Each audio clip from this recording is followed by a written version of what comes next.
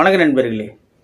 ஏடே பாபு, அந்த நம்ம ராமசாமி வத்தக்கரையை பார்க்க வந்துக்கிட்டு இருக்குடே, போய் மாரியம்மாட்ட சொல்லி கூட எடுத்துகிட்டு வர சொல்லு. அதோ கிழக்கால ராசப்பா மாமாவோட வத்தை வந்துடுச்சான், ஓடி போய் அத்தை இழுத்துட்டு வாடே. ஏ புள்ள சரோசா, உன் அண்ணன் வத்தை இழுக்கிற தினசை பார்த்தியா? ரொம்பல மெனக்கிடுறாரு. வீட்டில் சத்தான ஆகாரம் எதுவும் ஆக்கி போட மாட்டியா? ஏன் இம்புட்டு பேசுறியே? நீ வந்து ஆக்கி போட வேண்டியது தானே. இது என்னடி சோழிய போச்சு? நான் உன் அண்ணனுக்கு வந்து ஆக்கி போட்டேன்னா அப்புறம் என் புருஷனை யாரடி பாப்பா? எம்மா மயிலே, சூரியன் இப்போ தான் விடிய ஆரம்பிச்சுக்குது. இப்போவே என்கிட்ட சீராடாத. காலங்காத்தாலேயே உன் பவுசை காட்டாமல் வத்த கரைக்கு வந்ததும் சட்டு புட்டுன்னு வலையை அரித்து மீனை எடுக்கிற வேலையை பார்ப்போம். இப்படியான பேச்சுகளோடு நீல சேலை கட்டி கொண்டு சமுத்திரம் பொண்ணு நெளிஞ்சி நெளிஞ்சி பார்ப்பதென்ன? சொல்லடி கண்ணு, யாரை காண துடிக்கிறாயோ? கரையில் நின்று ஏலேலோ ஏலேலோ. எங்கோ தூரத்தில் ஒலிக்கும் இந்த பாடலுக்கு காதில் விழ ராமேஸ்வர கடற்கரையில் அந்த காலை பொழுது மிகவும் ரம்மியமாக விடிய ஆரம்பிக்கின்றது. நேற்று சாயந்தரம் கடலுக்கு போனவங்க இன்னைக்கு காத்தாலேயே கரைக்கு திரும்புறத பார்த்தா எனக்கு என்னமோ நிறைய மீனுங்க கிடைச்சிருக்குன்னு தான் தோணுது. நேற்று மாதிரி மசமசன்னு பொழுதை கழிக்காமல் நம்ம ஆளுகள்லாம் வந்ததும் வேக வேகமாக மீனுகளை பிரித்து எடுத்துகிட்டு போயிடுங்க மக்கா. காத்தாலேயே வீதிக்கு கொண்டு போனாதான் நல்ல வியாபாரம் ஆகும். மணலில் உட்கார்ந்திருந்த பெரியவரின் குரலை யாரும் காது கொடுத்து கேட்டபாடியே இல்லை.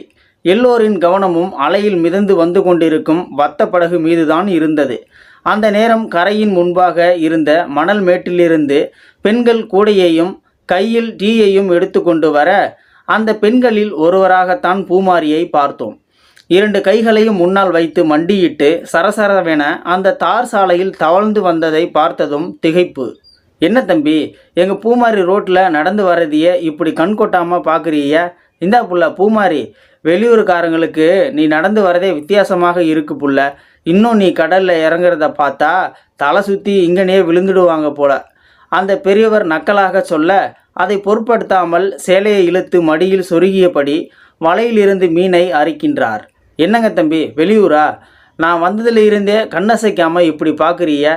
என்னடா இவ 2 காலையும் ஊனமாக வச்சுக்கிட்டு காலங்காத்தாலே கடற்கரை பக்கம் வந்துட்டாலேன்னா வேற என்னங்க தம்பி பண்ண முடியும்?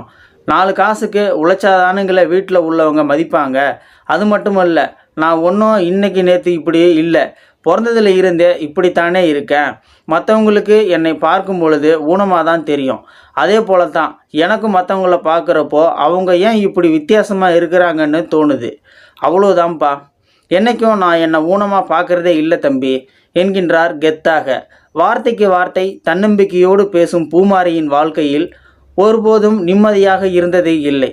தினந்தோறும் ஏராளமான சவால்களை கடந்து கொண்டு இருக்கின்றார். ஆனாலும் நம்பிக்கையோடு அடுத்தடுத்த நாட்களை கடந்து போகின்றார். நான் பிறந்தது வளர்ந்தது எல்லாமே இங்கே தான். இந்த மணல் மேட்டிலையும் கடற்கரையிலையும் தான் உருண்டு புரண்டு வளர்ந்துருக்கேன். எனக்கு ஒரு தங்கச்சி, 2 தம்பிங்க இருக்கிறாங்க.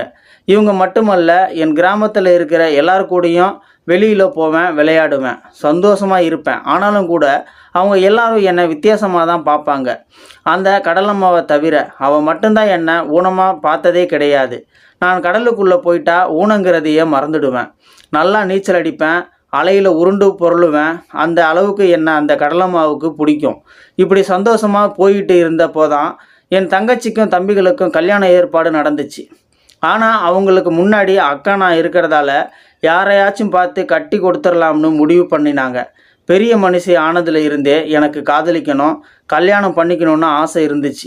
இப்படி காலு விளங்காதவளை யார் காதலிப்பா? கட்டிப்பாங்கன்னு ஊருக்குள்ளே எல்லாரும் பேசிக்கிட்டாங்க. அதில் இருந்தே நான் அந்த ஆசையை மறந்துட்டேன்.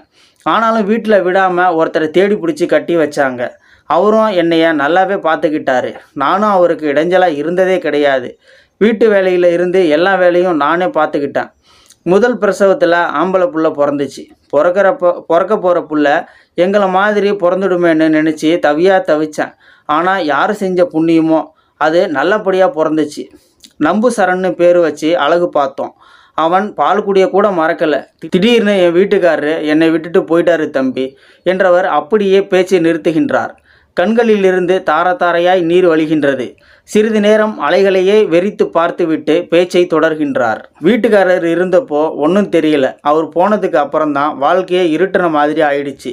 என்ன இப்போ நான் மட்டும் கிடையாது, என்னை நம்பி ஒரு பிள்ளையும் வந்துடுச்சு, 2 உசுரை தவிக்கி விட்டுட்டு போயிட்டாருன்னு புலம்புனேன். கொஞ்சம் கொஞ்சமாக என் மனசை சமாதானம் பண்ணிக்கிட்டு மகனுக்காகவே வாழ்க்கையை நகர்த்த ஆரம்பித்தேன். அப்போ தான் ஒரு நாள் திடீர்னு வந்தார், என்னை மன்னிச்சிடுன்னு கெஞ்சினார். அவர் மேலே கோபம் இருந்தாலும் என்னை மாதிரி ஒருத்தியை விட்டுட்டு போனாலும் திரும்ப தேடி வந்துட்டாருன்னு நினச்சி ஏற்றுக்கிட்டேன். அதுக்கப்புறம்தான் அஸ்வினும் சுஸ்மிதாவும் பிறந்துச்சுங்க. 3 பிள்ளைங்களாயிடுச்சு. அவருக்கு மட்டும் கஷ்டத்தை கொடுக்கக்கூடாதுன்னு நினச்சி நானும் மீன் அரிச்சு சம்பாதிச்சேன். அந்த மனுஷன் மனசில் என்ன நினச்சாரோ தெரியல, திரும்பவும் என்னை விட்டுட்டு போயிட்டாரு. கொஞ்ச நாளில் அக்கம் பக்கத்தில் உள்ளவங்க எல்லாமே உன் புருஷன் வேற ஒருத்தையை கட்டிக்கிட்டாருன்னு சொன்னாங்க. மனசு கிடந்து துடிச்சிச்சு. ஆனாலும் இனி என்ன பண்ண முடியும், 3 பிள்ளைங்களை வளர்த்தாகணுமேனு எல்லாத்தையும் பொறுத்துக்கிட்டு இருக்கேன். இன்றைக்கி இல்லைனாலும் என்னைக்காவது என் புருஷன் என்கிட்ட திரும்பி வருவாருங்கிற நம்பிக்கை எனக்கு இருக்குது. அவர் வருவார்னு நான் காத்துக்கிட்டே இருக்கேன். என் மனசில் உள்ளதை எல்லாம் அவர்கிட்ட சொல்ல ஏங்கிக்கிட்டு இருக்கேன். வலியும் கண்ணீரை முந்தானையால் துடைத்து கொண்டவர், சரிங்க தம்பி, நேரம் ஆயிடுச்சு, போய் பிள்ளைங்களுக்கு சோறு ஆக்கணும், நான் வரேன் என்றபடி அங்கிருந்து நகர்ந்தார். இப்போது அந்த கடற்கரை நன்றாக விடிந்திருந்தது. பூமாரி நகர்ந்து செல்லும் மணல் மேட்டிலும் வெளிச்சம் பரவி இருந்தது. இந்த வீடியோ பார்த்துட்டு இருக்கிற நண்பர்களே, பூமாரியை பற்றி நீங்கள் என்ன நினைக்கிறீங்க அப்படின்றத கீழே இருக்கிற கமெண்ட் செக்ஷனில் மறக்காமல் சொல்லுங்கள். வீடியோ பிடிச்சிருந்தா லைக் பண்ணிக்கோங்க. இந்த வீடியோ முடிஞ்சளவுக்கு மற்றவங்களுக்கும் ஷேர் பண்ணுங்கள். அப்படியே நம்ம சேனலை சப்ஸ்கிரைப் பண்ணிக்கோங்க. மறக்காமல் பெல் சிம்லையும் கிளிக் பண்ணிக்கோங்க. நன்றி, வணக்கம்.